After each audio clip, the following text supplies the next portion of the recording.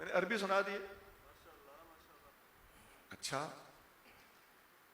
इन बातों से क्या पता चलता है कि आका सल्लल्लाहु अलैहि वसल्लम उनसे अफजल होने के बावजूद उनकी तरफ बेअदबी की सोच जाने नहीं दे रहे, बल्कि फरमा रहे हैं कि अगर उनकी जगह हम होते तो हम पता नहीं क्या करते। मैं खुलासा बता रहा हूं, बड़ी मोहतात गुफ्तगू है मेरी।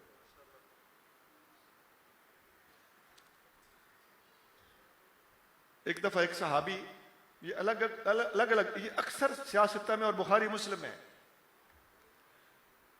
इसी तरह बुखारी में एक हदीस है, एक सहाबी की एक यहूदी के साथ लड़ाई हो गई। बात क्या थी? सहाबी ने कहा हमारे हुजूर अफजल हैं, यहूदी ने कहा हमारे मूसा अफजल हैं। सहाबी ने उनको थप्पड़ मार दिया। बात नबी पाक अलैहिस्सलाम के पास पहुंची। नबी करीम सल्लल्लाहु अलैहि वसल्लम ने अपने सहाबी को मना फरमाया। क्यों? मकसूद क्या था? मकसूद अदब सिखाना था। फरमाया हज़रत मूसा अलैहिस्सलाम की शान यह है कि जब क़यामत के दिन सूर फूंका जाएगा और सूर के बाद सारे लोग होश से जाएंगे, तो सबसे पहले मैं खड़ा हूंगा और मैं जब देखूंगा तो हज़रत मूसा अलैहिस्सलाम अल्लाह ताला के अर्श के पिलर को पकड़ के मुझसे पहले खड़े हो चुके होंगे। फरमाया ये नहीं मुझे समझ आई, ये मुझे नहीं पता कि मुझसे पहले होश में आए थे या शायद वो जो दुनिया के अंदर उन अल्लाह ताला का जलवा करते वक्त थोड़ा सा वक्त गुजारा था, फखर्र मूसा सायका, अल्लाह का जलवा बर्दाश्त न कर सकने की वजह से, तो वो जो वक्ती कैफियत उन पर गुजरी थी, उस कैफियत की वजह से यहां पर उनको वो कैफियत जब का दौरानिया इसमें से मिनहा करके इनको अर्लियर निस्बतन पहले होश दिला दिया गया। दो में से एक बात है, या मुझसे पहले वो खड़े हो चुके थे या उनका वो पहला दुनिया के अंदर रब्बे अरनी वाला दौरानिया, उसको यहां से मिनहा करके इनको जल्दी मुझसे पहले खड़ा कर दिया गया। मूसा की फरमाया ये शान है, उनके बारे में कोई गलत लफ्ज न बोलना, ऐसे तकाबुल न करना। अब ये मैंने पहले एक चंगा भला पीरियड लगाया कि अफजल तो हुजूर ही हैं, ये तो कन्फर्म है, लेकिन अदब सिखाया जा रहा है कि अपने से पहले वालों का हमेशा अदब और एहतराम करना है।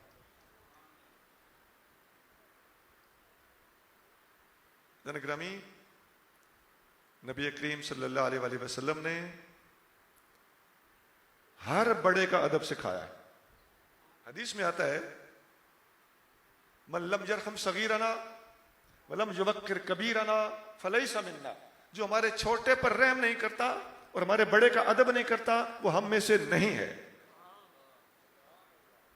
तो ये आका के रवैये, मैंने बहुत सारी हदीसें और खुसूसन ये हदीस एंड पे जो बताई है कि हर छोटे पे रहम करना और हर बड़े का अदब करना हुजूर की उम्मत पर लाजिम है, वरना हुजूर फरमा रहे हैं ये बंदा जो बड़ों का बेअदब है वो मुझसे नहीं। तो जो शख्स हुजूर में से है ही नहीं, बड़ों का बेअदब है, लम युवक्किर कबीरना, बड़ों की तौकीर नहीं करता, अदब और एहतराम नहीं करता, ये सब एहतराम और आजिज़ी के मसाइल हैं जो आका ने सिखाया। और ये अक्सर हदीस बुखारी मुस्लिम में उसूल पता चल गया कि आका सल्लल्लाहु अलैहि वसल्लम ने अफजल होने के बावजूद अपने से पहले अंबिया का अपनी उम्मत को अदब सिखाया है। और इस उम्मत में कहलाने वाला अगर कोई बंदा हो भी बाद वाला और उससे पहले वाले इससे उल्टा अफजल हो, अपने से पहले गुजर गया,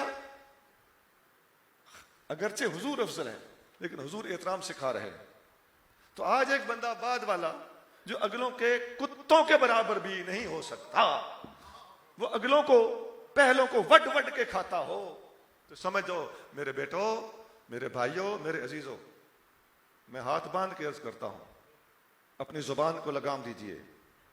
जिनकी जुबानें बेलगाम हैं उनकी बातों में ना आइए, चिकनी चिपटी बातें बना लेना, जुबान लंबी कर लेना, ये इल्म नहीं होता। इल्म वो होता है, इल्म और इस्लाम दीन, इसकी रूह है ही अदब।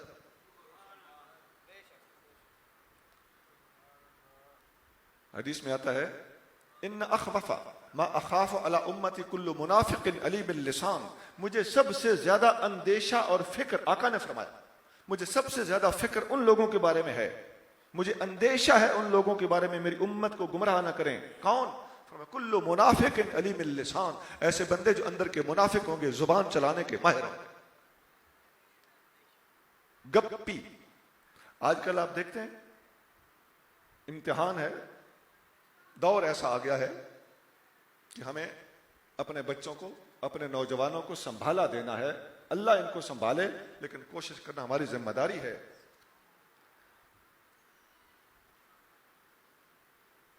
दीन के नाम पर लेबल और ठप्पा ऊपर दीन का, अंदर आप जरा गौर कर लें, समझदार आदमी जरा गौर कर ले, अंदर ठीक ठाक होता है इन लोगों का। तो नौजवान बेचारा किसी नई बात पे, जिसमें थोड़ा सा उछंबा हो, जिसमें किसी की बेइज्जती कर दी गई हो, जरा चरब जुबानी से काम लिया गया हो, मिर्च मिसाला लगा दिया गया हो, ऐसी बात को फटाफट आज का नौजवान लाइक करता है। नहीं बेटा, जिसमें अदब हो उस बात को लाइक करो, जिसमें बेअदबी हो, हाँ वो कितनी चिकनी चपटी क्यों ना हो, ऐसी बात को कभी लाइक ना करना, वरना ये नाग और ये सांप बेअदबी का तुम्हें डस लेगा।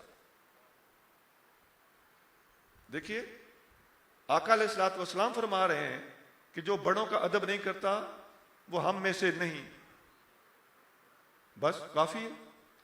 जो हुजूर से नहीं, वो आपसे क्यों है? आपका उससे वास्ता क्या, आपको उससे गर्ज क्या है? अब आइए थोड़ा सा अपने मौजू की तरफ पीछे चलिए। बात कहां से चली थी? ये हजरत खिजर अलैहिस्सलाम ने हजरत मूसा अलैहिस्सलाम से जब गुफ्तगू की तो अंदाज क्या था? अदब वाला। तो फरमा रहे हैं कि आपके पास वो इल्म है, पहले अपने इल्म की नफी की, उनके इल्म का इस्बात किया, फिर फरमाया मेरे पास भी एक इल्म है, आपका इल्म मैं नहीं जानता, मेरा इल्म आप नहीं जानते। अब मूसा अलैहिस्सलाम उनके पास गए क्यों थे? कुरान की आयत है, अर्रहमान फस्अल बिही खबीरा, रहमान के बारे में पूछना तो किसी खबरदार से पूछ। अल्लाह के नबी किसी खबरदार के पास पहुंच गए, और यहां से इसी आयत से और कुरान की यही मूसा और खिज़र अलैहिस्सलाम वाली आयतों से उलमा ने, सूफिया ने, बुजुर्गों ने इस्तेदलाल किया है और साबित किया है कि हर बंदे को अपना रहनुमा ढूंढना चाहिए, जिससे अल्लाह का पता मिलता हो। किसने तुझे कहा था कि यज़दा तलाश कर? मेरा यह मशवरा है कि इंसान तलाश कर, सबसे पहले इंसान तलाश कर। अर्रफीक सुम्मत तरीक, सबसे पहले रफीक फिर तरीक, पहले संगी साथी फिर रास्ता। और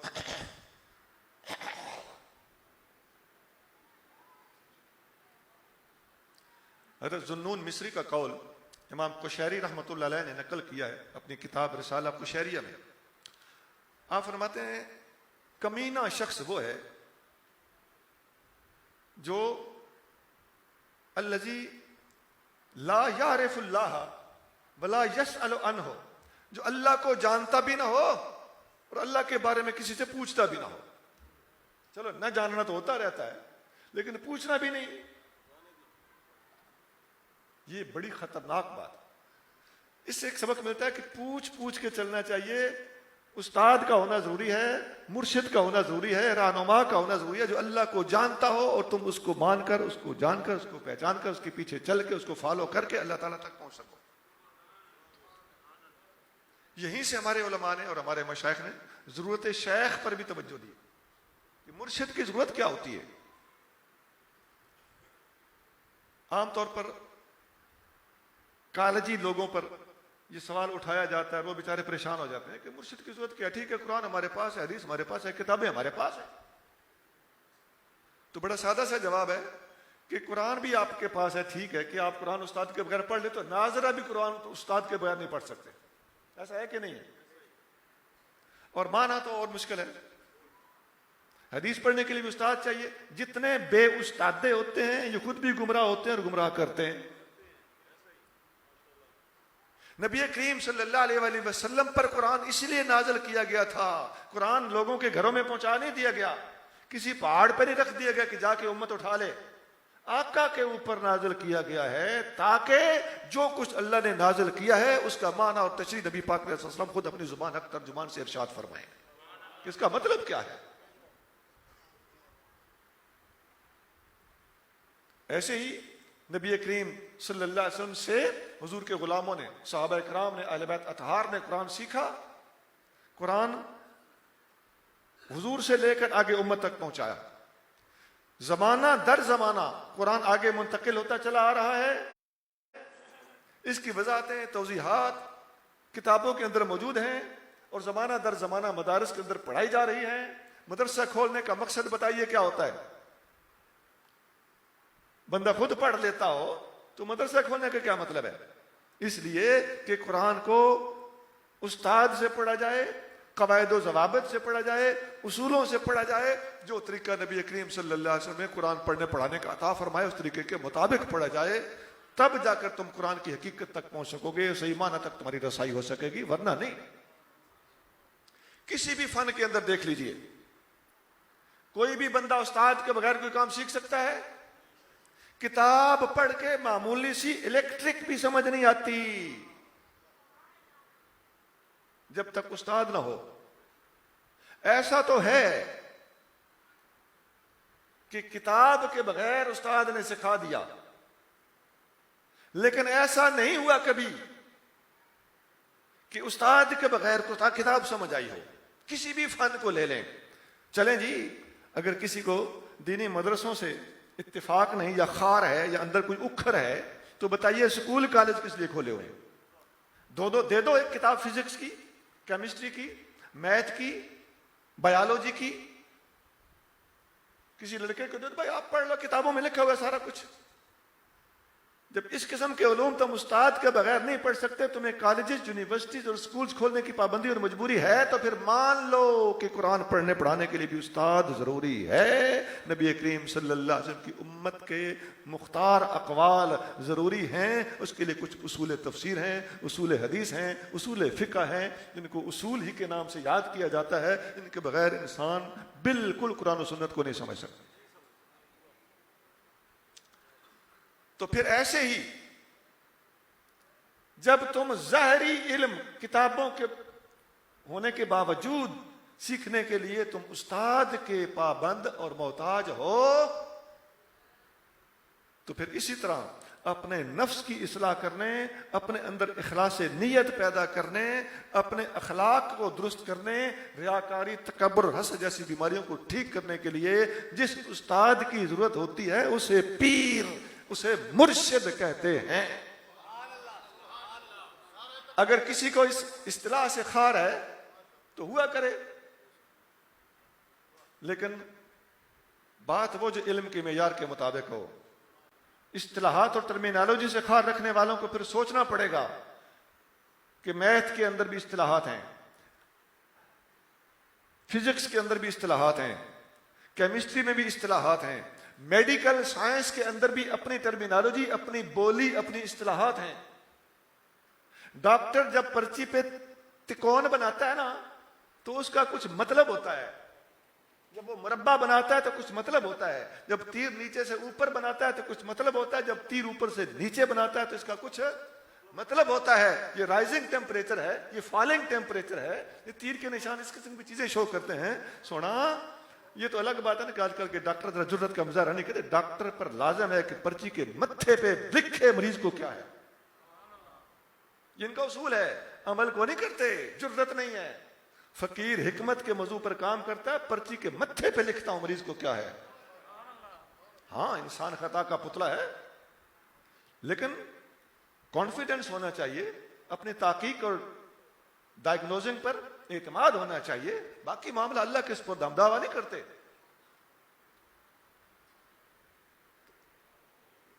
टर्मिनोलॉजी, इस्तिलाहात और बोलियां ये होती हैं, हर फन में होती हैं।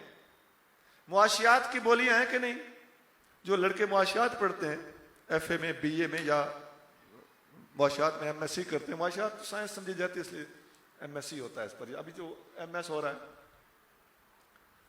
तो हर फन में बोलियां हैं, सियासियात के अंदर बोलियां हैं, तो ये टर्मिनोलॉजी कहलाती है। इस तसव्वुफ के अंदर भी इसी तरह बोलियां हैं। ये कोई कहता है जी ये गौस क्या है, ये कुतुब क्या है, ये वली क्या है, ये गौस का लफ्ज कहीं हदीस में नहीं आया, कुतुब का लफ्ज कहीं हदीस में नहीं आया। तो जनाबे आली, ये जो आप पढ़ते पढ़ाते हैं, अगरचे इस्लाम के नाम पर ही पढ़ रहे हों, इल्म तफसीर ही पढ़ रहे हों, आपने कोई मीज़ान बनाया हो, तो ये मीज़ान का लफ्ज कहीं हदीस में आया है इस माना में? और इल्म उसूल की जितनी इस्तिलाहात हैं, उसूल हदीस की, ये शेख, अगर कुतुब के लफ्ज पर एतराज है तो शेखुल हदीस का लफ्ज भी तो हदीस में कहीं नहीं आया, शेखुल कुरान का लफ्ज भी हदीस में कहीं नहीं आया, मुहद्दिस का लफ्ज हदीस में कहीं नहीं आया। वो मुहद्दिस मुल्हम के माना में है, वो एक और चीज है, दाल पे जबर है, जो फारूक आजम की शान में आया है, दैट इज समथिंग एल्स। इस्तिलाहात में फंसने वाले लोगों को चाहिए कि थोड़ा होश के नाखून लें। बात बताना या करना शायद दूसरों को भी आता हो, किसी भी फन के अंदर इस्तिलाहात जरूरी हैं, उनके बगैर वो फन चल ही नहीं सकता। तो लफ्ज पीर की बात हो रही थी, जिससे किताबें पढ़ी जाएं उसे उस्ताद कहते हैं, और जिससे नफ्स की इस्लाह की जाए उसे मुर्शिद कहते हैं। अब देखिए, नमाज, रोजा, हज, ज़कात इबादात हैं, कुरान और सुन्नत से साबित है, लेकिन इनके अंदर अगर नीयत खराब हो तो फिर नबी करीम सल्लल्लाहु अलैहि वसल्लम फरमाते हैं इन्नमल अमालु बिन्नियात, अमाल का दारो मदार नीयतों पर है। तो नीयत को दुरुस्त करने के लिए जो इस फन का माहिर होता है, जो आपके अंदर इखलास की दौलत पैदा कर देता है, उसे पीरो मुर्शिद कहा जाता है। पीर फारसी का लफ्ज है, इसका माना होता है बूढ़ा, इसकी अरबी है शेख, इसका माना भी होता है बूढ़ा, बड़ी उम्र वाला। तो ये एक इस्तिलाह बन गई, वरना एक्चुअली उसकी ड्यूटी क्या है, उसकी अपॉइंटमेंट किस चीज पर है? मुर्शिद, इरशाद करना, हिदायत देना, मत नसीहत देना। एक बात और भी है कि जब मुर्शिद का माना ही हिदायत देने वाला होता है, इरशाद करने वाला होता है, तो फिर सुन लीजिए, जितने पीर गुंगे बन के अपने मुरीदों को जो कुछ करते हैं करते रहें, सिर्फ आए, लंगर खाएं, नजराना दें और चलते बने, जो पीर गुंगा बन के बैठा रहता है वो मुर्शिद कहलाने का हकदार ही नहीं। अल्लाह गवाह है, मेरे सीने में पहले ही बड़ी ठंड थी, लेकिन उस ठंड में उस वक्त इजाफा हुआ जब इस आस्थाने पे मदरसा खुला, ताकि किसी को कुछ अंगी माड़ी बताने वाला हो। नबी करीम सल्लल्लाहु अलैहि वसल्लम ने अमर बिल मारूफ भी किया है और नही अनिल मुनकर भी किया है। और जो पीर अपने मुरीदों को कुछ नहीं कहता, कुछ नहीं बताता, वो पीर नहीं है। मुर्शिद का माना ही उसके अंदर सादिक नहीं आता, क्योंकि मुर्शिद का माना होता है हिदायत देने वाला। रुश्द हिदायत तो आपने सुना हुआ होगा ना, जो रुश्द करता है, हिदायत देता है, उसे मुर्शिद कहा जाता है। और जो मुर्शिद या वली होते हैं, एक बात याद रख लें, और ये भी याद रख लें, हमारे नबी करीम रऊफ रहीम सल्लल्लाहु अलैहि वसल्लम की सूरत में शैतान नहीं आ सकता, बाकी किसी भी हस्ती की सूरत में शैतान आ सकता है। इन दो बातों पे बड़ी ठोकर लगी हुई है लोगों को।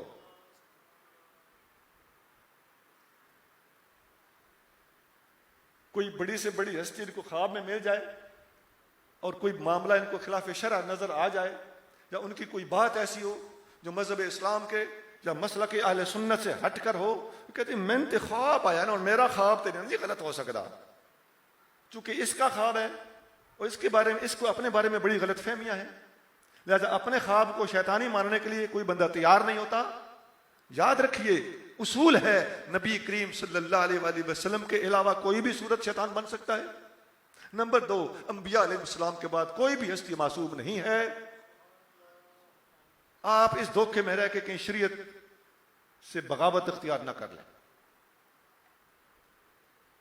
फिर नबी करीम सल्लल्लाहु अलैहि वसल्लम ने जो मेयार अता फरमाया है, ये मैंने बीच में बातें की हैं ताकि आपको पता चल जाए कि वली की पहचान क्या है।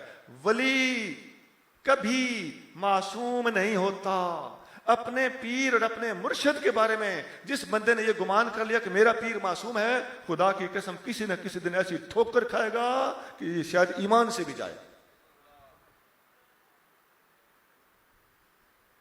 तो जब अंबिया अलैहिस्सलाम के सिवा सारे ही गैर मासूम हैं, तो फिर कभी किसी से कोई बात मुस्तहब के खिलाफ हो जाएगी, ताकीक में किसी से कोई तसामो हो जाएगा।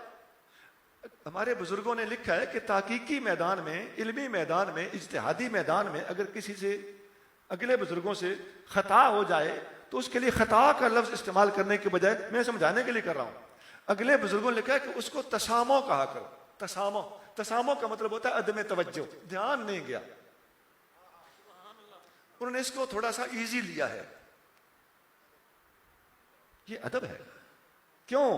इसलिए कि वो हमसे पहले हो गुजरे हैं। पहलों के बारे में बूथा संभाल के बात कर। हदीस में आता है, नबी करीम सल्लल्लाहु अलैहि वसल्लम फरमाते हैं, क़यामत की निशानियों में से एक निशानी यह है कि बाद वाले अगलों पर लानतें भेजेंगे। ये क़यामत की निशानी है। इसी तरह वो जो मैंने हदीस सुनाई, हदीस में आता है नबी करीम सल्लल्लाहु अलैहि वसल्लम फरमाते हैं, उज़्कुरू महासिन मौताकुम, अपने फौत होने वालों की खूबियां बयान किया करो। फौत होने वालों की खूबियां बयान करो। लाओ मैदान में ऐसे लोगों को जो अगले फौतशुदा लोगों की खूबियां नहीं, ऐब ढूंढते हैं। हुजूर सल्लल्लाहु अलैहि वसल्लम के इस इरशाद से बगावत है इन लोगों की जो अगलों की खूबियां बयान करने की बजाय अगलों के ऐब ढूंढते हैं।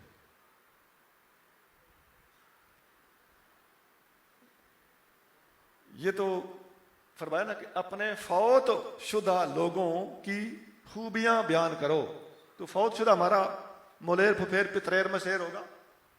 तो ये तो हमारे हम अशर आदमी भी जब फौत हो जाते हैं तो अब बस गल मुक गई। और अगर पिछली सदी का हो तो फिर, उससे पिछली सदी का हो तो फिर, और अगर वो हस्ती हुजूर गौसे आजम हो तो फिर,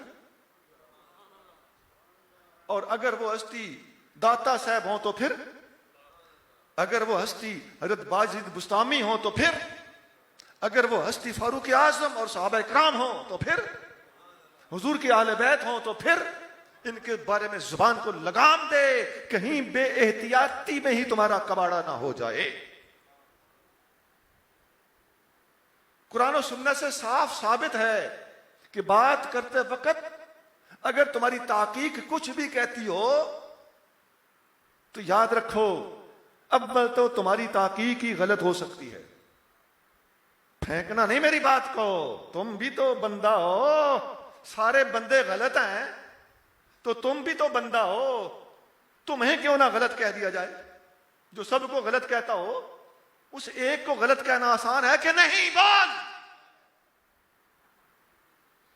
ये जितने ये अपने आप इनके अपने अंदर इसका जवाब मौजूद है। खुदा को न मानने वाला खुदा की कसम तरीके तरीके से खुदा को मानता है। सबको बुरा कहने वाला सबसे पहले खुद बुरा कहलाने का हकदार है। वो मासूम नहीं तो तुम भी तो मासूम नहीं हो। वो तो फिर भी तुमसे बेहतर थे, हुजूर के जमाने के करीब थे। उनके पास तो बात के पास तो सनदें मौजूद हैं। आका का फरमान है सबसे बेहतर जमाना मेरा जमाना है, फिर उसके बाद वाला जमाना है, फिर उसके बाद वाला जमाना है।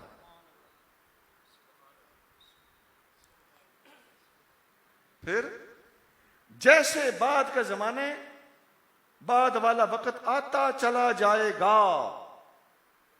बुखारी में हदीस है, नबी करीम सल्लल्लाहु अलैहि वसल्लम का फरमान मौजूद है, ला याती अलैकुम ज़मानुन इल्ला वबादहु शर्रुम मिनहु, हर बाद में आने वाले जमाने के अंदर शर ज्यादा होता चला जाएगा।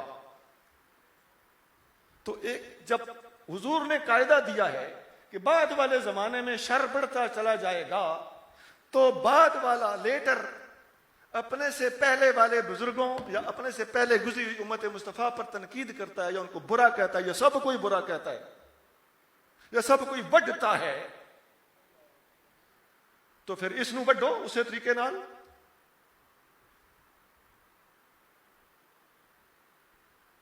ये लोग अपने आप को बढ़ने से बचा ही नहीं सकते फिर,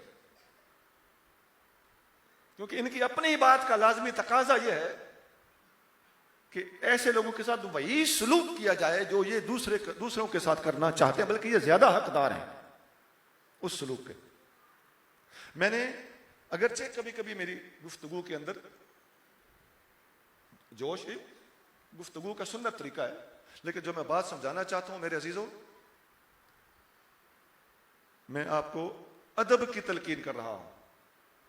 हमेशा अपने से पहले वालों का अदब करो, खासतौर से अपने जमाने के ही क्यों ना हो, जो फौत शुदा है, फौत शुदा होने की वजह से, या अपने से पहले वाले जमाने वाला होने की वजह से, या तुम्हारे अपने बाद के जमाने वाले शर पर मबनी दौर का बंदा होने की वजह से तुम्हें हक ही हासिल नहीं कि अगलों के खिलाफ जुबान तान दराज करो।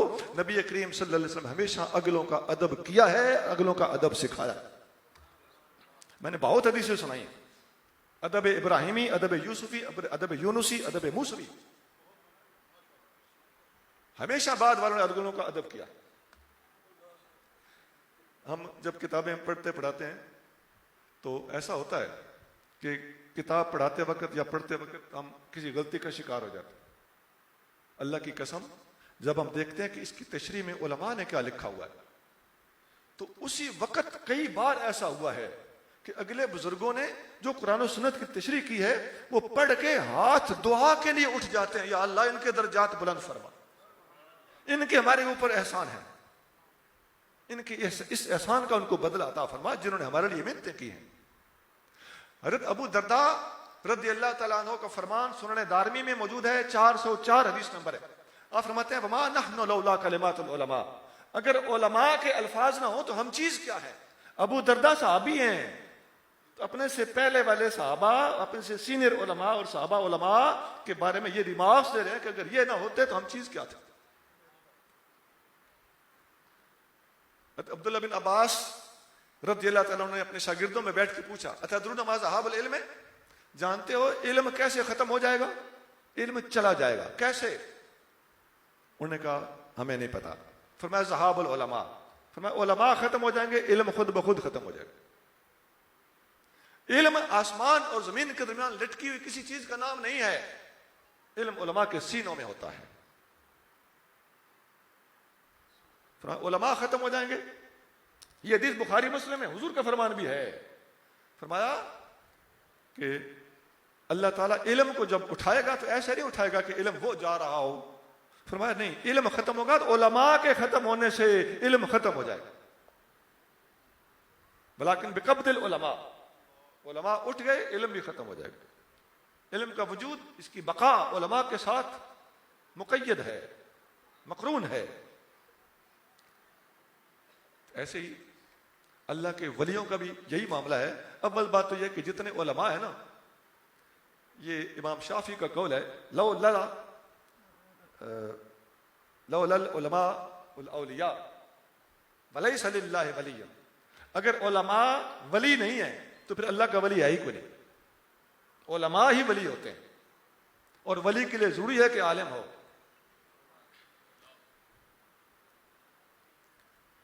और जिन हस्तियों के मैंने नाम लिए हैं, हज़रत बाजिद बुस्तामी, हज़रत दाता साहब, हुजूर गौस पाक। अब कोई बंदा हुजूर गौस पाक को कहता है कि ये नासबी हैं, अस्तगफिरुल्लाह, फिर तू क्या और मैं क्या। हमें तो फिर ऐसा कोई बोले तो फख्र करना चाहिए। अच्छा, एक लतीफ बात अर्ज करूं, हुजूर गौस पाक अपनी किताब बुनियतुत तालिबीन में इरशाद फरमाते हैं कि जो बंदा किसी सुन्नी को नासबी कह रहा हो तो तुम समझ जाना ये खुद राफजी है। अलामत और राफिदते तस्मियतुम अलल असर नासिबतन, ये अल्फाज हैं अरबी में। राफजियों की पहचान और निशानी यह है कि अहले सुन्नत को वो नासबी कहेंगे। ये हुजूर गौस पाक का अपना फरमान है। खुदा की अजमत की कसम यारो, वो ठीक है करामतें हम मानते हैं, लेकिन ये बहुत बड़ी इल्मी करामत है कि आका हुजूर गौस पाक रज़ियल्लाहु अन्हु के बारे में किसी ने जो इज़हार ख्याल किया, हुजूर गौस पाक की अपनी किताब से ही उस बंदे का जवाब आज भी मौजूद है। और ये जी फलां बंदे ने, हज़रत बाजिद बुस्तामी ने बायजीद क्यों कहलवाया? इस किस्म के सवाल, ये जाहिलाना किस्म, ये टिक टाकी लोग हैं। अवाम की भला जाने इन बातों के अंदर क्या बारीकियां हैं। ओ भाई मुझे बताओ, फारूक आजम रज़ियल्लाहु तआला अन्हु को जिस बंदे ने शहीद किया था उसका नाम क्या है? फिरोज। फिरोज को बुरा नाम है? नहीं, फिरोज तो अच्छा नाम है। लेकिन क्या एक फिरोज बुरा था तो सारी दुनिया के फिरोज बुरे हो गए? नहीं। अच्छा और सुनिए, आपको ज्यादा समझ आएगी। सैयदना अली मुर्तजा रज़ियल्लाहु तआला अन्हु को जिस बंदे ने शहीद किया था उसका नाम क्या था? अब्दुर्रहमान। तो अब्दुर्रहमान नाम बुरा है? वो बंदा बुरा था, ये नाम बुरा नहीं है। और देखिए,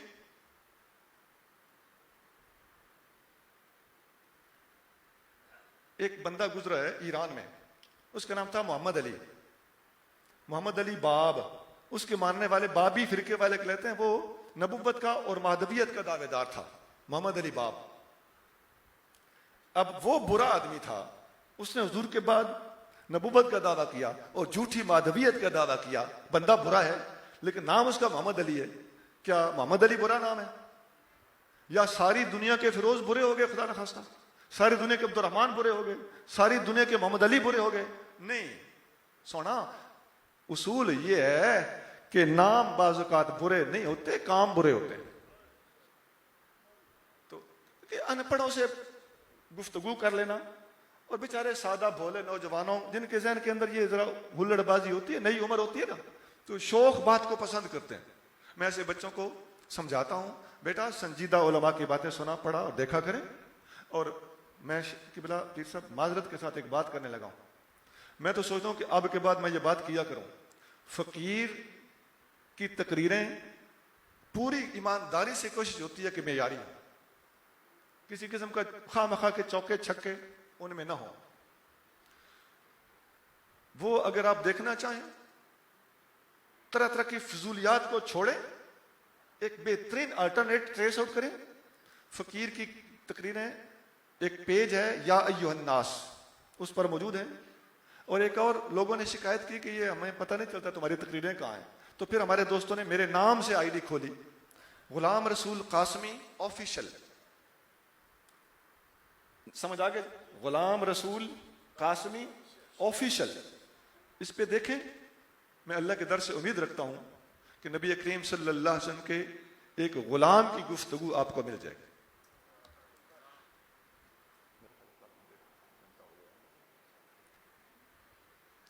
मैं आखिर में एक हुजूर क़िबला पीर साहब के दादा जान हजरत पीर सैयद रोशन शाह साहब रहमतुल्लाह अलैह, मैंने उनकी जियारत की और जी भर के जियारत की, एक आध बार नहीं। मैंने उनके साथ जिंदगी का एक अरसा गुजारा, मैंने अपनी भरपूर जवानी उनके साथ गुजारी। तो आपने जिक्र कराया, जिक्र के दौरान उन लोगों में एक फकीर बैठा था, जिस फकीर ने अपने ऊपर एक कैफियत तारी की, फना की कैफियत। जैसे ही उस फकीर ने फना की कैफियत अपने ऊपर तारी की, मैं ऐनी शायद हूं, हुजूर क़िबला सैयद रोशन शाह साहब ऊंची ऊंची कहने लगे अल्लाह अल्लाह अल्लाह, ऊंची ऊंची कहने लगे। बाद में उसे जिक्र खत्म हुआ, उसे फरमाने, उसी फकीर को फरमाने लगे तो खिलाफत नहीं लभी? उन्हें कहा नहीं हुजूर। फरमाया लब जाएगी। अब ये समझने वाले ही समझ रहे थे कि इस मर्द खुदा की निगाह उस बंदे की फनाइयत को भी देख रही थी। मेरा सगा भांजा है इम्तियाजुद्दीन, ये सरगोदा में रहता है। उस वक्त मैं शोरकोट में था और वो मेरा भांजा भी शोरकोट में था। वो उस वक्त छोटी उम्र में था। क़िबला पीर सैयद रोशन शाह साहब रहमतुल्लाह अलैह हमारे पास करम फरमाते थे, वहां तशरीफ ले जाते रहते थे। फिर मैं वहां से आगे उनको सुल्तान अबू रहमत के दरबार शरीफ में ले जाता था मोटरसाइकिल पे। मैंने बताया ना कि मैंने भरपूर वक्त उनके साथ। अब मोटरसाइकिल पे किसी बुजुर्ग के साथ सफर करना, ये भी एक अनोखी एजाज है। अच्छा, मेरे भांजे ने पीर साहब को मुठ्ठियां भरी, वो दबाते हैं ना खिदमत की। तो आप 80 साल से ज्यादा उम्र थी उस वक्त। आप उससे फरमाने लगे मंग की मंगदा है? उसने कहा जी अब बच्चा है ना, कोई 10 एक साल उम्र होगी, कहने लगे मैंने जिन वखाओ। अब उन्होंने फरमाया कोई और चीज मांग, ये कोई नहीं अच्छी चीज नहीं है, कोई अच्छी नेमत मांग, दीन मांग, आखिरत मांग। उसने कहा जी वो सारा कुछ आपके पास हूं मैं, मुझे जिन वक्त मुझे शौक है। बच्चा जिस तरह वो बच्चे को आप चमचम गुलाब जामुन भी देना तो हो सकता है टॉफी मांगे। उसने कहा मुझे यही टॉफी चाहिए, मैंने जिन देखना है। आपने मैं डर जाएगा। उन्होंने कहा कोई गल नहीं। आपने मैं नहीं तू डायरेक्ट नहीं देख सकता, अच्छा चल तू उस दीवार वाल देख। इम्तियाजुद्दीन ने दीवार की तरफ देखा तो दीवार के ऊपर जिन लहराता हुआ, जैसे साया लहराता है इस तरह नजर आया, लेकिन मुकम्मल जिन एज इट इज वो नहीं दिखाया, क्योंकि आप समझते थे कि बच्चा ये तो इधर ही चीख पड़ेगा। ये मैंने थोड़े से आपको वाकयात सुनाए हैं। ये हजरत पीर रोशन शाह साहब रहमतुल्लाह के साथ ये मेरी आप बीतियां हैं, और बहुत मेरे साथ तो फिर जिंदगी गुजरी ना जी, बहुत वाकयात है। हम मोटरसाइकिल पे जा रहे थे तो रास्ते में चेकिंग हो रही थी, तो मैं मोटरसाइकिल चला रहा था, कोई उस वक्त सुजुकी 80 हुआ करती थी, वो मोटरसाइकिल था। तो बंदे बंदे को वो चेक कर रहे थे। हमें आते वक्त वैगन वाले भी बता रहे थे कि आगे चेकिंग हो रही है। मुझे फरमान लगे चलता जा, टोटल जिन्नी है ना स्पीड ओदा 3/4 हिस्सा स्पीड रखी। मुझे फरमाने लगे, मैं यंग था, उन्हें डर था कहीं की ज्यादा तेज ना, फरमाया इतनी स्पीड रखी तो चलता जाए, उन्होंने कोलों लंघ जाए चुप करके। वो वाकई मैं उनके पास से गुजर गया। ये मेरा ख्याल है वापसी की बात है, सुल्तान बाहू से वापसी की बात है, और माई बाप के दरबार से आगे शोरकोट सिटी और शोरकोट कैंट के दरमियान ये चेकिंग हो रही थी। इस किस्म की बातें मेरे पास बहुत हैं, और इनके वालिदे गिरामी हुजूर पीर सईद शाह सवार रहमतुल्लाह के वाकयात तो मैं पहले सुनाता रहता हूँ। उनकी मैंने ज़ियारत नहीं की, लेकिन मेरे माँ बाप उनके चूंकि गुलाम थे तो उनसे मैंने उनकी बहुत बातें सुनी हैं, पहले मैं कई दफ़ा बता भी चुका हूँ। अल्लाह ताला हमें इन बुजुर्गों की राह पर चलने की, इनकी कदर करने की, इस आस्थान से वाबस्तगी की तौफीक अता फरमाए। हुजूर क़िबला पीर साहब के दर्जात को बुलंद फरमाए और अपने मुरीदों की अच्छी तरबियत करते रहने की तौफीक अता फरमाए। सुबहान रब्बिक रब्बिल इज़्ज़ति अम्मा यसिफून व सलामुन अलल मुरसलीन वल्हम्दुलिल्लाहि रब्बिल आलमीन।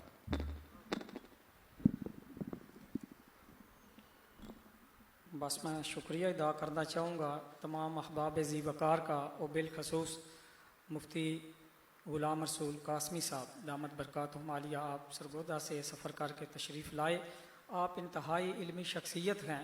मुल्क पाकिस्तान की कुरान मजीद की तफसीर और दीगर बहुत ज़्यादा किताबें आप लिख चुके हैं, सीरत की किताबें आप लिख चुके हैं।